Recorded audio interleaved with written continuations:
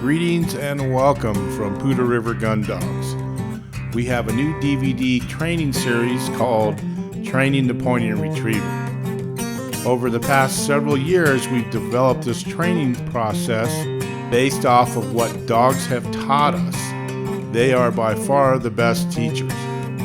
We want to share with you what we've learned from these dogs. We've had an excellent opportunity over the years to work with both traditional pointing dogs as well as retrievers and flushing dogs. We've also had some very good learning experiences with pointing labs. They've taught us a lot over the past several years.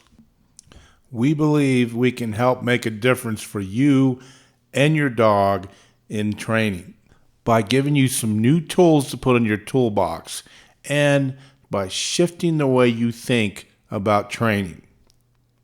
Our approach is a little different than some trainers. One thing the dogs have taught us is let them tell you what they can or cannot do. So what I mean by this is you have opinions both on the retrieving side and the pointer side. Both sides say or assume there's certain things that you can't or should not do with dogs. What we've learned is to basically ignore that. A lot of it's wives' tales. And we've learned from these dogs, and we believe what they tell us.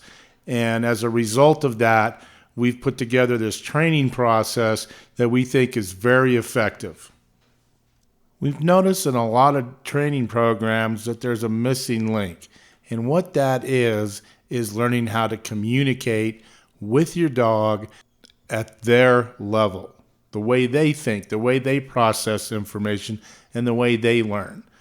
We have a different approach on this, and we focus on this as much, if not more, than the actual method. So how do you accomplish something?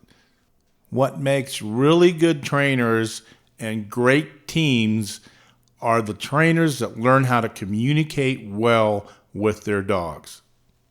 We want to also give you another tip, and that is don't get wrapped up in timelines. Some authors or others that have done videos will give you sort of an ideal timeline.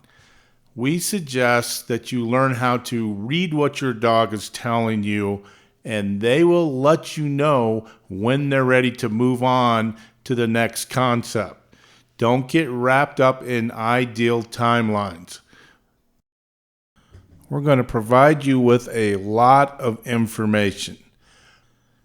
Just take it a step at a time and make sure you understand the concept and your dog understands the concept before you move on to the next one. We've taken a section out of another DVD on how to communicate with your dog, how to effectively communicate with your dog. And what it's called is the Golden Rules of Training. So we're going to go through these rules and explain each one in detail and how they will have an impact or an effect on your dog and your training. This is a separate or a bonus DVD that you'll see in the set. That's the first one we suggest that you look at. We're going to start out by teaching our dogs, our pups, what a crate is. And we're going to do some crate training for house training and then also teach them what the quiet command is. From there, we're going to move into introducing them to the world, so to speak. We're going to start taking them on walks, and we're going to throw some little puppy bumpers so they get the retrieving desire and drive going. We're going to expose them to retrieving, and we're going to create little retrieving monsters. Then we're going to go into what we consider the meat and potatoes of training, which is obedience. That is probably the single most important thing you will teach your dog. Everything else is based off of that. We're also going to go into introducing these little guys to birds and get them bold and teach them how to go out and find birds and do it with boldness. We're also going to force fetch them, or what we call a conditioned retrieval response. We're going to get them picking things up consistently, holding on to them, bringing them back and delivering them to hand and dropping when we tell them to.